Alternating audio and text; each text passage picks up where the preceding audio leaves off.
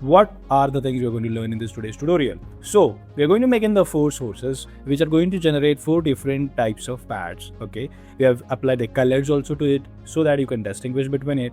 And then we have a container parts coming from here. Okay, so we have 2 different types of palettes, white and yellow. Onto that we have a strategy applied, if you could have a look at. So on yellow you will see that blue and red is there. On white, green and yellow are going to be there, right? So red and blue, green and yellow are the strategies for the assembly station, and it is very clear. If you see, this is quite good in PlantSim as compared to the FlexSim. You can see that here it's whether the machine is functioning or not, and on system you can clearly visualize out here. Now that is great, and then after the conveyors are set up, we are going to put it into the sink.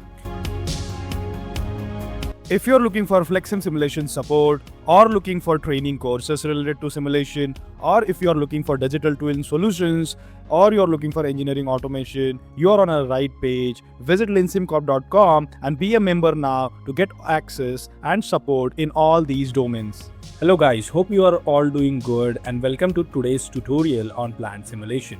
In this today's tutorial, it is going to be very exciting for you because we are going to learn something more advanced now. So in this today's tutorial, we're going to understand about what is assembly station, how to use assembly station, and how to put in the sequences for the assembly station, its properties, and much more. So it's going to be very informative tutorial. So do not forget to like, share, and subscribe to Leansimcorp and watch this tutorial till the end of the video. So this is a model what we are going to create today, and then in the next tutorial we're going to understand about how we can dismantle these parts, right? We are assembling now, and then we will be dismantling the parts, right? So let us start the tutorial now and see how the things are going to be like. Okay, so to create the simulation model such like which we just created, let us make it into the top view, right? And what we're going to do is, as I mentioned, let us bring in the sources. Okay, so this is a drain. Here comes the source. I bring in a source, and then I bring in a conveyor, right? And the conveyor, what we're going to do is, we have a conveyor here, right? But the length of the conveyor is not right. Okay, so we are going to put in the conveyor here, comes here, the length of the conveyor comes out here. I finish it.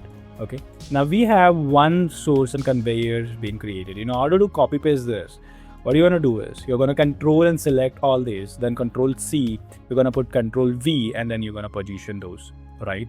Again, control V, you're going to position it, control V, you're going to position it. So we have our 4 sources with conveyors out there.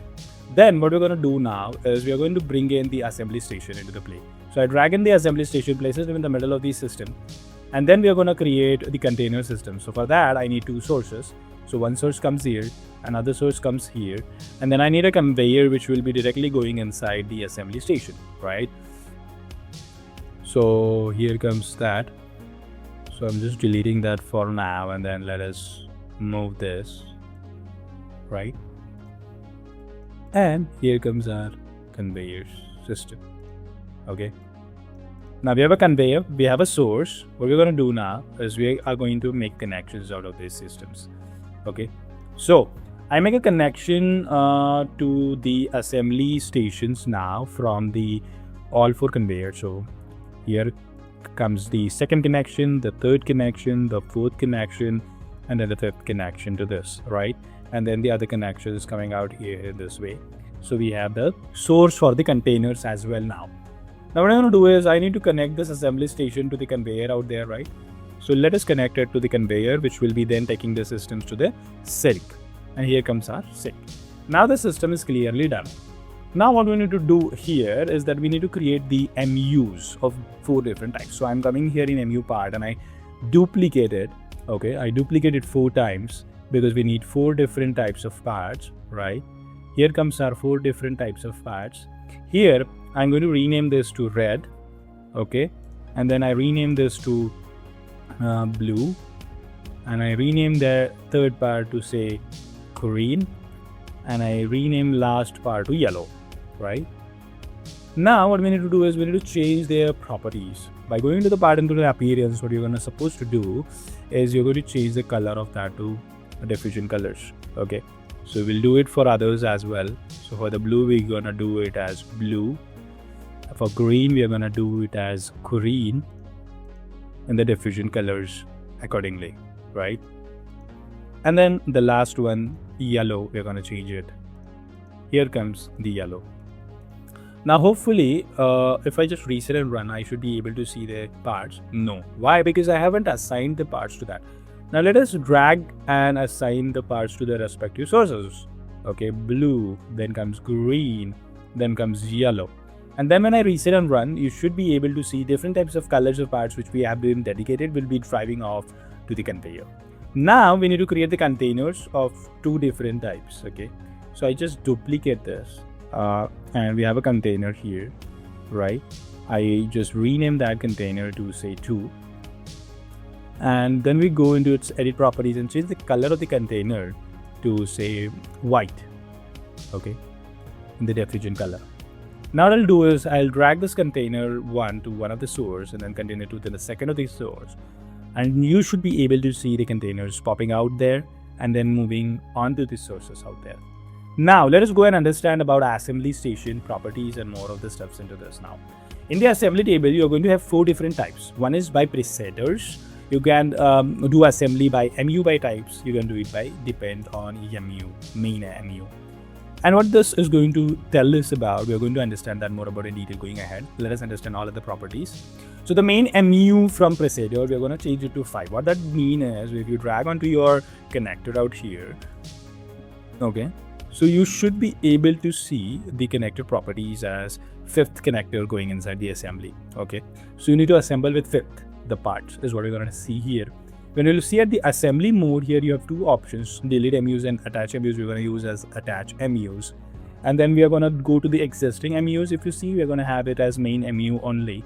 And in the sequences, you are going to have 3 different options, MU then services, services then MU, MU and services. Okay, applying the cycle times to it at what different level, that is what it means.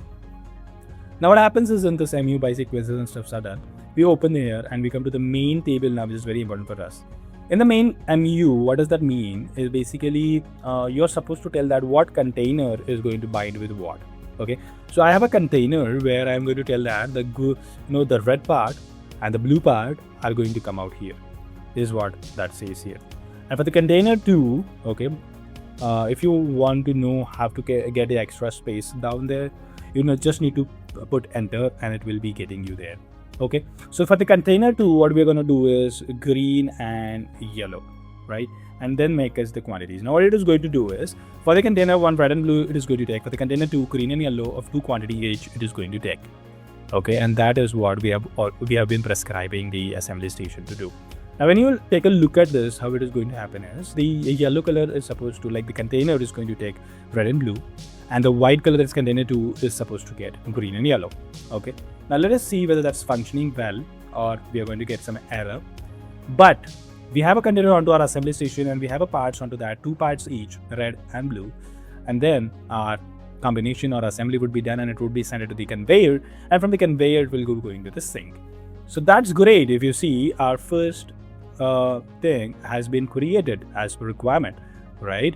So if you see, we are able to see that the assembly is happening to our respective containers, and that is perfectly been visible out there, right? So that's been said and that's been made. We are at the end of the tutorial on plant simulation assembly stations. See you soon guys into the next tutorial on plant simulation, where we are going to understand about using dismantled station. So stay tuned on Leansimcorp. Do not forget to visit our website leansimcorp.com for a lot of educational and engineering consultancy services.